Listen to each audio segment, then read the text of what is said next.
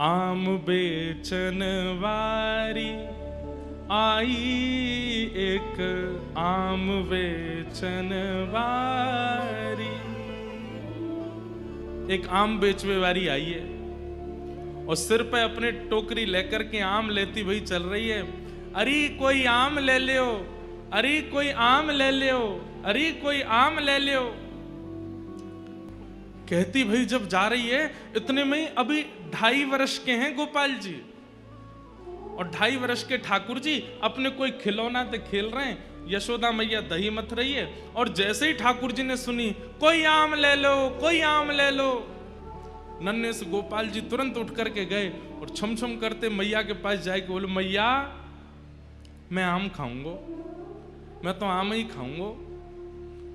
मैया बोली, लाला तेरे बाबा ने पूरे भंडार भर रखे हैं फलन थे, मां सेब उधरे, आम उधरे, अंगूर उधरे, सबरे फल भरे पड़े हैं, जाए के खा ले। और आम लेकर के खा करेगो? लेकिन बालकों का स्वभाव है, ठाकुर जी को स्वभाव है, मैं खुद खरीद के लाऊंगा, अपने हाथन से खरीद के लाऊंगा, फिर पाऊंगा। बाबा की खरीदी वही चीज ना लूंगा। मैया मैं तो आम खाऊंगा, आम रोने लगे। मैया बोली, लाला जे फल ऐसे ही ना मिलो करें, कछु देनो पड़े तब मिले, तू कहा देगो? अरे मैया तू कैसी बात करे? बोले क्यों? तेरो लाला इतनो मलूक है, मैं जोर ते हंस जाऊं तो सामने वाले मांग वही भूल जाए। मैया मैं तो जाए करके हंस जाऊंगा, 2 दतुइयां दिख जाएंगी, सोई फलवारी कछु ना मांगेगी। मैया बोली, कहां ते सीखा है? कौन ने बताई तू मलूक है? लाला ऐसे ना दे कि फलवारी कछु लेके जा। सो ठाकुर जी बोले, मैया मैं एक काम करूं। बोले कहा, अनाज ले जाऊं संग में और अपनी अंजलि में भर के ले जाऊंगा, बाकू दे दूंगा, बाद फल ले आऊंगा। सो नेक्स्ट से गोपाल जी 2.5 साल के अपने दोनों हस्त कमल को अंजलि बनाए करके और वहां में ऐसे अनाज भर लें, गेहूं भर लें और ठाकुर जी अब जा रहे हैं फल लेवे के काज। अब हमारी तरह विवेकी थोड़ी हैं जो धीमे धीमे जाए, ठाकुर जी तो उछल कूद करते हुए जा रहे हैं, ऐसे ही लेके जा रहे हैं, यूं भी नहीं कि बाकू ऐसे दबा ले। अब जैसे ही उछल कूद करते हुए तो सबरे अनाज गिरते जा रहे हैं। मैया कह रही है, अरे लाला नेकू नहीं जाने कछु भी, ऐसा भोर हो मेरो लाला। और ठाकुर जी दौड़ के जा रहे हैं, मुख पे चिंता है, क्यों कि फलवारी कहीं चली नहीं जाए। छोटी सी गली में ते नंद भवन ते निकर करके ठाकुर जी आ रहे हैं और सुनो, लत्ता नाए पहने, वस्त्र नाए पहने, केवल कौंधनी पहन रखी है। वह कौंधनी में ही क्षुद्र घंटिका इतनी लंबी लंबी है कि वाकई ठाकुर जी को जो है काय सब ढक रहे हो है, बाकी नहीं तो सब आज हरि देखे नंगम नंगा। भैया ये भी एक सौभाग्य दर्शन है कि ठाकुर जी बिना वस्त्र के ही दिख रहे हैं और ठाकुर जी दौड़ते भय जा रहे हैं, अनाज सब गिरतो जा रहा। 2.5 वर्ष के बालक की चाल सीधी नहीं होती, वो चले कैसे? सीधो भी चले तो ऐसा लगे टेढ़ो जा रहा है। तो कभी ठाकुर जी यूं जामे, कभी यूं जामे, कभी यूं जामे। इतने में ही वो फल बेचन वाली अपने सिर पर टोकरी रखे, अरे कोई आम ले लो, कोई आम ले लो, मीठे रसीले आम ले लो। कहती भाई जैसे ही आई और वाकई गलती ते दृष्टि पड़ गई, वह गली में जा गली ते नंद भवन ते ठाकुर जी अनाज लेके दौड़ते हुए आ रहे हैं और जैसे ही देखी है ठाकुर जी की सूरत, भूल गई सब सुध। ठाकुर जी की रूप कांति कैसी है? श्री कृष्ण करणामृत में श्री विल्व मंगल जी कहते हैं कि ठाकुर जी का जो तन है, वो तन तो ऐसा है जैसे कि मानो गहरा नील सरोवर, और उस गहरे नील सरोवर पर ये 2 आंखें ऐसी हैं जैसे मानो 2 कमल खिले हों, सबसे आकर्षक 2 कमल हों। और कभी कभी ठाकुर जी दौड़ भाग करें तो ठाकुर जी के गाल भी गुलाबी गुलाबी है जाएं तो ऐसा लगे 2 कमल ऊपर और 2 कमल नीचे प्रकट है गए। ठाकुर जी की अंग कांति तो श्याम वर्ण की है, परंतु ये हस्त कमल ये भी गुलाबी हैं, चरण कमल ये भी गुलाबी हैं, ओष्ठ ये भी गुलाबी हैं। और बीच बीच में जो स्वर्ण के आभूषण मैया ने पहनाए हैं वो ऐसा लगे कि स्वर्ण कि कोई नील सरोवर में कोई ने दीप दान किए हो। तो सुंदर सुंदर सुंदर सुंदर दीप वह सरोवर में मचल रहे हैं। तो ऐसे ठाकुर जी की रूप कांति पर मानो जैसे स्वर्ण के आभूषण लगते हैं।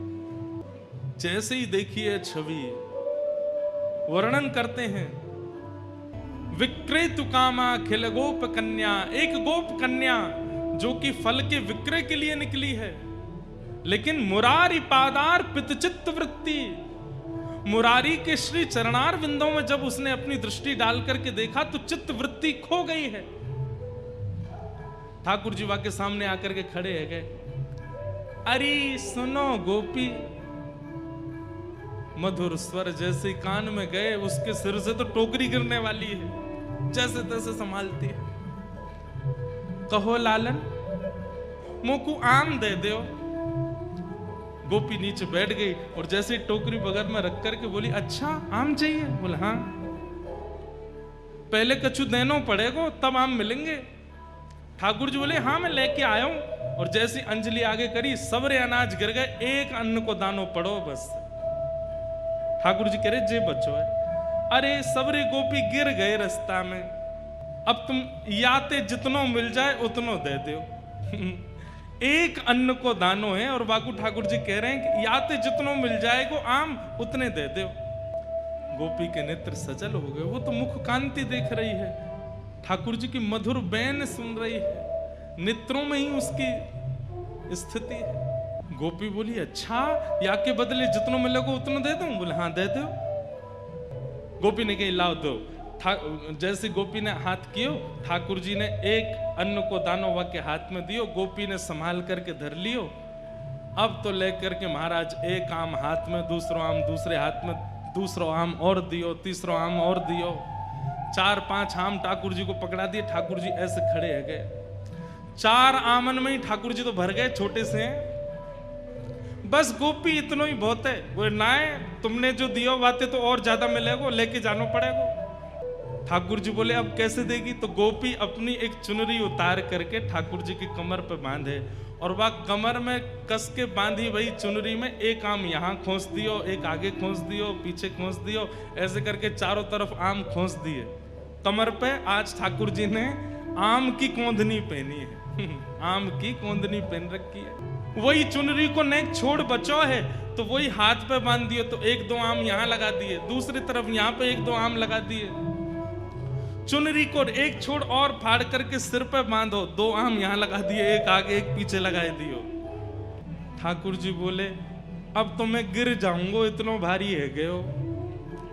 गोपी बोली अब जाओ। अब ठाकुर जी ने ऐसे आम भर रखे हैं, सिर पे भी आम लग रहे हैं, यहाँ पे आम फंसे हुए हैं, यहाँ पे आम लगे। अब ठाकुर जी जब चले तो ऐसे चल रहे हैं कोई गिर नहीं जाए। कहीं कहीं कोई आम ज्यादा दब गया तो वहां में ते रस निकल करके आ रहा हो, वो ठाकुर जी को स्नान करा रहा है। और ठाकुर जी ज्यों ज्यों पग बढ़ा के चलते जा रहे हैं, त्यों त्यों वो गोपी निहाल लेती जा रही है।